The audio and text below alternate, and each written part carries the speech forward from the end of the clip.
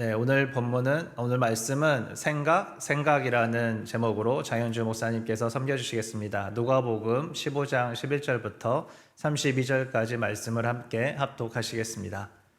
또 이르시되 어떤 사람에게 두 아들이 있는데 그 둘째가 아버지에게 말하되 아버지여 재산 중에서 내게 돌아올 분깃을 내게 주소서 하는지라. 아버지가 그 살림을 각각 나누어 주었더니 그 후 며칠이 안 되어 둘째 아들이 재물을 다 모아 가지고 먼 나라에 가 거기서 허랑방탕하여 그 재산을 낭비하더니 다 없앤 후 그 나라에 크게 흉년이 들어 그가 비로소 궁핍한지라. 가서 그 나라 백성 중 한 사람에게 붙여 사니 그가 그를 들로 보내어 돼지를 치게 하였는데 그가 돼지 먹는 쥐업 열매로 배를 채우고자 하되 주는 자가 없는지라. 이에 스스로 돌이켜 이르되 내 아버지에게는 양식이 풍족한 품꾼이 얼마나 많은가. 나는 여기서 주려 죽는구나. 내가 얼마나 아버지께서 이르기를 아버지 내가 하늘과 아버지께 죄를 지었사오니 지금부터는 아버지의 아들이라 일컬음을 감당하지 못하겠나이다. 나를 품꾼의 하나로 보소서 하리라 하고 이에 일어나서 아버지께로 돌아가니라. 아직도 거리가 먼데 아버지가 그를 보고 측은히 여겨 달려가 목을 안고 입을 맞추니 아들이 이르되 아버지 내가 하늘과 아버지께 죄를 지었사오니 지금부터는 아버지의 아들이라 일컬음을 감당하지 못하겠나이다 하나 아버지는 종들에게 이르되 제일 좋은 옷을 내어다가 입히고 손에 가락지를 끼우고 발에 신을 신기라. 그리고 살찐 송아지를 끌어다가 잡으라. 우리가 먹고 즐기자. 이 내 아들은 죽었다가 다시 살아났으며 내가 잃었다가 다시 얻었노라 하니 그들이 즐거워하더라. 맏아들은 밭에 있다가 돌아와 집에 가까이 왔을 때에 풍악과 춤추는 소리를 듣고 한 종을 불러 이 무슨 일인가 물은데 대답하되 당신의 동생이 돌아왔음에 당신의 아버지가 건강한 그를 다시 맞아들이게 됨으로 인하여 살찐 송아지를 잡았나이다 하니 그가 노하여 들어가고자 하지 아니하거늘 아버지가 나와서 권하는데 아버지께 대답하여 이르되 내가 여러 해 아버지를 섬겨 명을 어김이 없거늘 내게는 염소 새끼라도 주어 나와 내 벗으로 즐기게 하신 일이 없더니 아버지의 살림을 창녀들과 함께 삼켜버린 이 아들이 돌아오매 이를 위하여 살찐 송아지를 잡으셨나이다. 아버지가 이르되 예 너는 항상 나와 함께 있으니 내 것이 다 내 것이로되 이 내 동생은 죽었다가 살아났으며 내가 잃었다가 얻었기로 우리가 즐거워하고 기뻐하는 것이 마땅하다 하니라. 아멘. 장현주 목사님 나오셔서 말씀 전해 주시겠습니다. 오늘 이야기는 우리가 잘 아는 탕자의 비유 이야기인데요. 이 흔히 작은 아들로 불리는 이 탕자는 어쩌면 아버지를 싫어했던 것 같습니다. 그렇기에 아버지가 살아계심에도 불구하고 유산을 달라고 하고 유산을 받아 집에서 먼 나라로 떠나지 않았을까 하는데요. 이 작은 아들은 진짜 아버지를 싫어했을까요? 어쩌면 자기에게 바른 길, 좋은 길을 가라고 훈계하는 아버지를 꼰대처럼 여겼을지도 모르겠습니다. 어쩌면 아버지가 형만 좋아한다고 생각했을지도 모르겠습니다. 어쩌면 작은 아들은 형을 싫어해서 집을 떠났을지도 모르겠습니다. 자기에 비해 형은 더 잘생기고 덩치도 좋고 공부도 잘하고 집안일도 잘한다고 생각했을지도 모르겠습니다. 그런 형에 비해 자기는 공부도 못하고 집안일 할 때마다 실수하고 몸집도 작아 열등감을 느끼면서 모두가 자기를 싫어하고 우습게 여길 거라 생각했을지도 모르겠습니다. 그런 생각들이 쌓이고 쌓여서 결국은 못 견디고 집을 나가려고 했던 게 아닐까 생각해 봤는데요. 그런 생각에 이 작은 아들은 이 살아계신 아버지에게 빨리 죽지 않고 뭐 했냐는 듯이 유산을 달라고 해서 가출해 버렸습니다. 그리고 나서 작은 아들은 먼 나라에서 노숙자가 되어서 이 유대인들이 기피하는 돼지를 치며 먹을 것을 구하고자 했지만 그것마저 어려운 처지가 됐습니다. 그런데 실제의 아버지는 작은 아들이 유산을 달라고 했을 때도 묵묵히 참으셨고 또 아버지의 재산을 가지고 먼 나라로 가서 모든 재산을 허랑방탕하게 탕진하고 거짓골이 되어서 돌아온 작은 아들을 버선발로 달려나가서 얼싸안고 맞이한 그런 아버지였습니다. 이 작은 아들은 자기 아버지가 어떤 사람인지 그리고 그 아버지가 자기를 어떻게 여기는지를 제대로 알지 못했습니다. 이 이야기를 보면 아버지는 이 아들을 많이 사랑하고 존중하는 심지어는 아들이 잘못하고 자기에게 상처를 줘도 사랑하는 마음이 변하지 않는 그런 분인 것 같고 거기다 품꾼도 아주 많이 거느리는 부자인 것 같습니다. 저 같으면 그런 아버지 곁에서 오래오래 함께 살고 싶을 것 같은데요. 이 작은 아들은 그런 아버지를 오해하고 싫어하고 거부했고 어쩌면 자기 자신도 싫어했기에 그렇게 막 살았을지도 모르겠습니다. 그러면 큰아들은 어땠을까요? 이 큰아들도 아버지를 오해했던 것 같습니다. 어쩌면 둘째가 떠나고 나서 그 빈자리를 채우기 위해서 더 열심히 일했을 것 같은 큰아들은 자기 나름대로 아버지를 위해 최선을 다한 것 같습니다. 어쩌면 공부도 잘하고 성실하게 아버지 일도 도와야만 아버지에게 인정받을 수 있을 것이라고 그래야만 아버지에게 사랑받을 수 있을 거라 여겼을지도 모르겠습니다. 이 동생이 떠나는 것을 보면서 이 실상은 동생이 집을 나가버린 것이지만 집을 나가는 동생을 보며 나도 언제 쫓겨날지 모른다는 아무도 주지 않는 두려움을 품었을지도 모르겠습니다. 이 큰아들도 아버지의 마음을 제대로 이해하지는 못한 것 같습니다.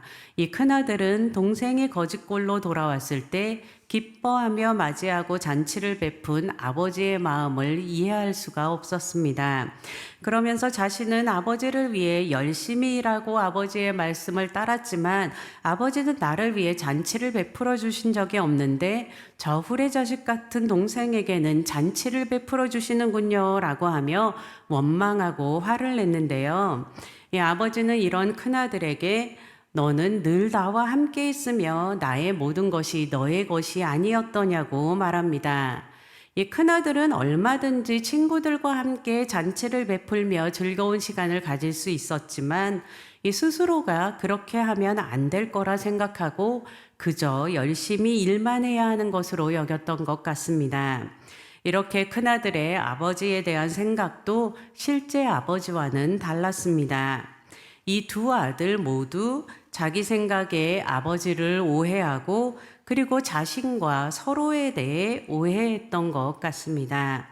결국 작은 아들은 재산을 다 날리고 거짓골이 되어 돌아오고 큰아들도 잔치에 함께하지 않으며 자기 자신도 망치고 아버지의 마음도 아프게 하는 아들이 되었습니다. 이 만약 작은 아들과 큰 아들 모두 아버지의 사랑과 마음을 알았으면 어땠을까 하는 생각을 해봤는데요. 우리는 너무나 쉽게 하나님에 대해 그리고 사람들에 대해서 그리고 우리 자신에 대해서 우리의 생각의 틀에서 오해하고 원망하거나 주저할 때가 많은 것 같습니다. 그런데 아버지는 아들들을 어떻게 생각했을까요? 아마도 아버지는 두 아들 모두를 너무나 사랑했던 것 같습니다. 이 큰아들, 작은아들 모두를 바른 길로 가리라 기대하며 신뢰했던 아버지 같습니다. 그렇기에 작은아들이 유산을 다 탕진하고 거짓골이 되어 돌아왔을 때도 꼴 좋다라고 생각한 게 아니라 버선발로 뛰어나와 아들을 막 안고 맞이하며 기뻐했고 이 큰아들이 작은아들을 위해 잔치를 베푸는 자신을 향해 비난할 때도 화내지 않고 넌 늘 나와 함께 있는 든든한 아들이고 내 모든 것이 너의 것이야 라고 하며 작은 아들과 함께 기뻐하자고 설득하고 권면합니다. 이 두 아들들이 아버지가 자기들을 어떻게 생각하고 있는지 알았다면, 그리고 자기들의 아버지가 어떤 사람인지 바르게 생각할 수 있었다면 어땠을지 생각해 봅니다. 이 생각을 바꾸면 인생이 달라진다라는 책의 제목이 여러 권이 있더라고요. 이 책 제목들처럼 사람은 생각하는 대로 인생을 이끌어가는 것 같습니다. 여기서 생각을 어떻게 바꿀지에 대해 생각해 보게 됐는데요. 이 근래 읽은 책 중에 우리 희나라는 책이 있습니다. 이 저자인 오환숙희 작가가 4살 때 1급 중증 발달장애 진단을 받은 딸 희나를 키우면서 겪은 이야기를 에세이로 엮은 책입니다. 저는 이 책을 읽으면서 생각의 전환이 삶에 어떤 영향을 미치는지를 보게 됐는데요. 여러분에게도 몇 가지 에피소드를 소개하려고 합니다. 먼저 이 책의 희나에 대한 소개가 처음부터 저는 너무 인상 깊었는데요. 제가 읽어드리겠습니다.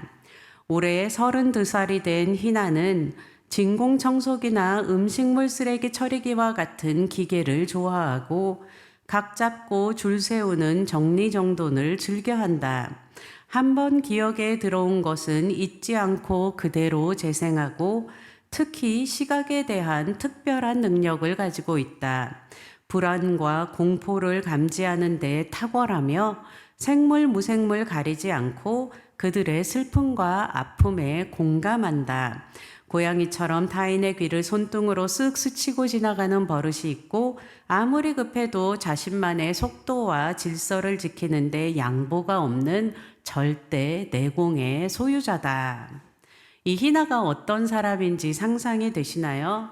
아마 제가 가지고 있는 이 선입견의 측면에서 실상을 보면 32살이나 되었지만 청소기 같은 기계에 집착하고 흐트러지는 것을 참지 못하는 강박증이 있고 했던 말 또 하며 계속해서 반복하고 언어 발달이 늦어 말하는 것이 어눌하고 작은 일에도 소리 지르며 무서워하고 맥락 없이 엉뚱한 소리를 잘하고 사람들이 어떻게 느끼든 상관없이 자기 하고 싶은 대로 하는 사람일 수 있습니다. 이 남들이 생각하기에 이렇게 느껴질 수 있는 희나를 이 기계를 좋아하고 정리정돈을 즐겨하고 한 번 기억한 것은 잊지 않고 재생하고 시각에 대한 특별한 능력이 있고 불안과 공포를 감지하는 탁월한 능력이 있고 생물 무생물 가리지 않고 슬픔과 아픔에 공감하고 급해도 자신만의 속도와 질서를 지키는 절대 내공의 소유자라고 표현하고 있습니다.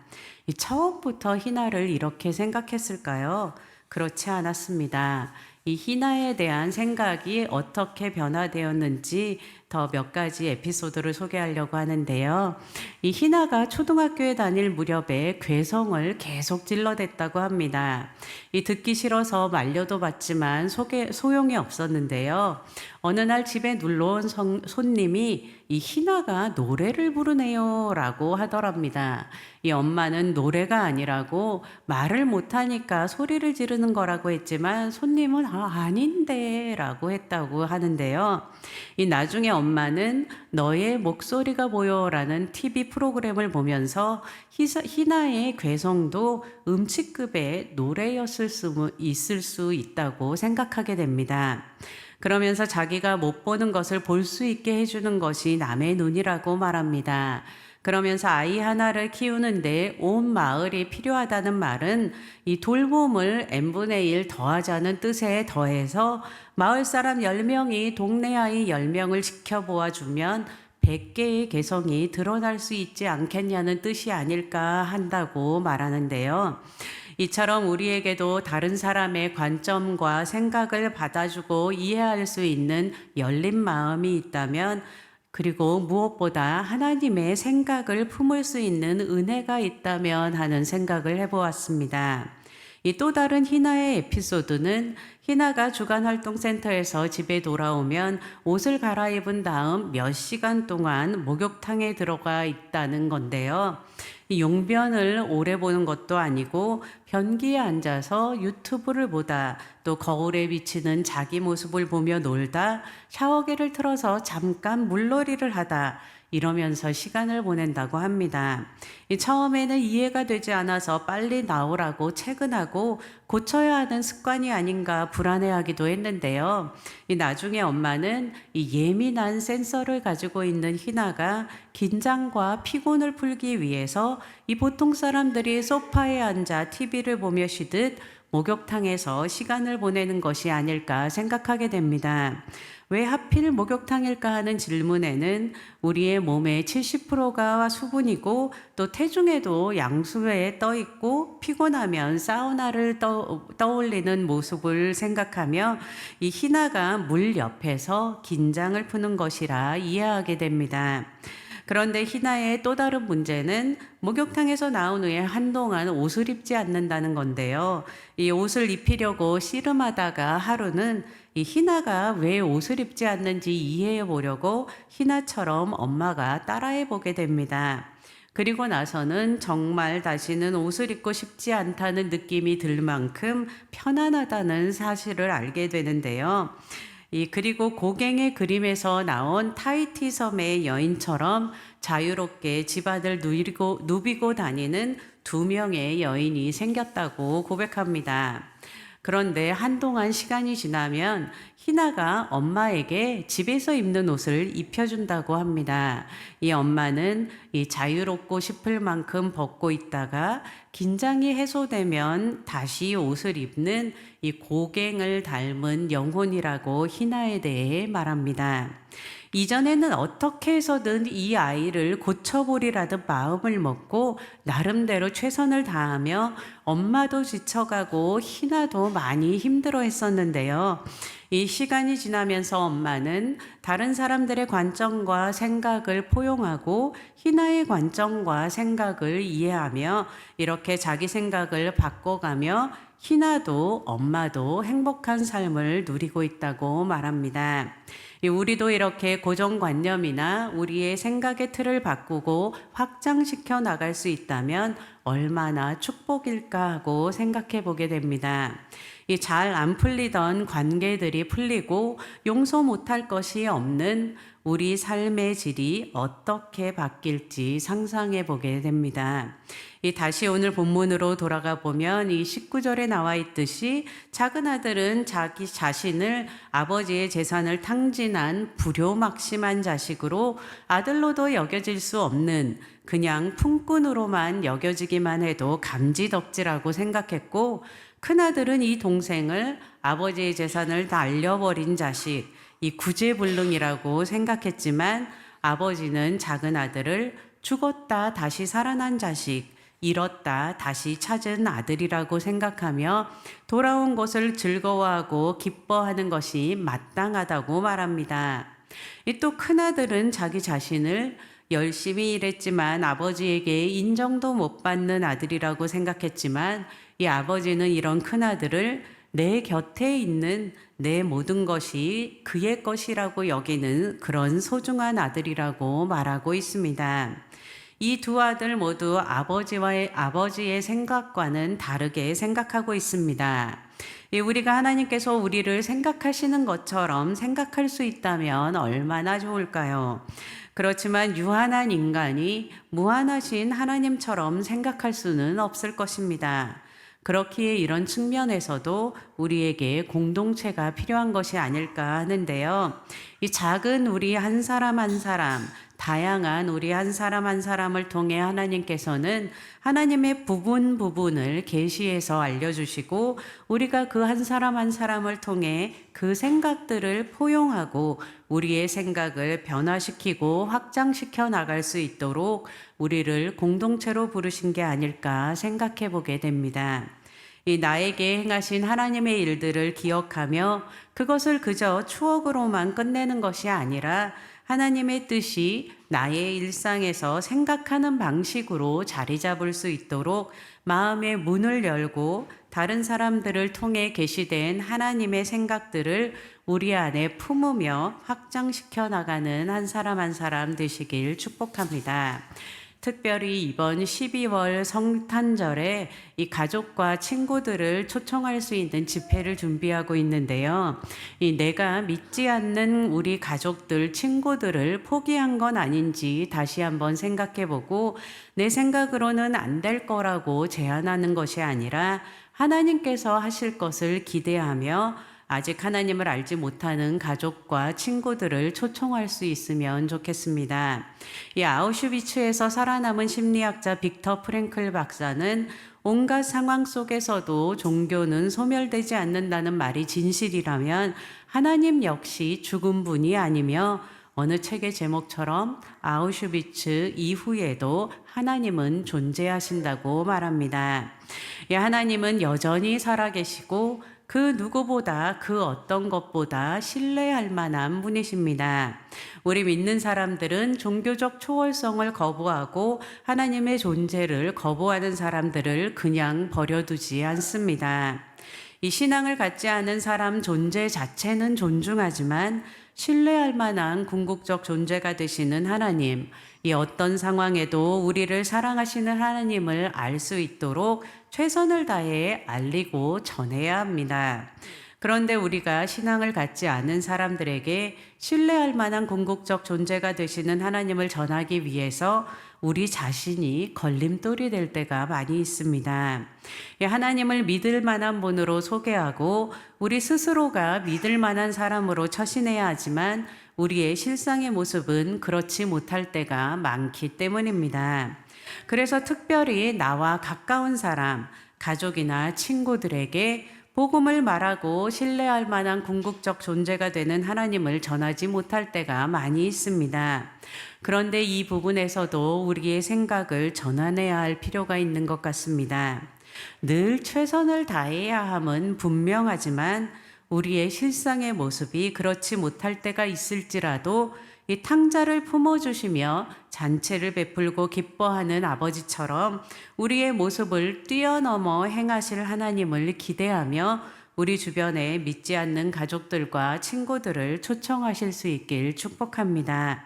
우리의 생각이 계속해서 하나님의 생각처럼 변화되고 확장되기를 축복합니다. 기도하겠습니다. 주님, 우리의 생각이 하나님을 닮아가게 하여 주시옵소서. 하나님의 생각을 품게 하시고 다른 사람들의 생각을 포용하고 이해하며 우리의 생각이 하나님의 생각으로 확장되고 변화되게 하여 주시옵소서. 그리하여 하나님의 뜻이 우리의 삶에 드러나게 하시고 복음이 전해지며 우리의 삶 또한 기쁨과 소망으로 가득 차게 하여 주시옵소서. 예수님의 이름으로 기도했습니다. 아멘.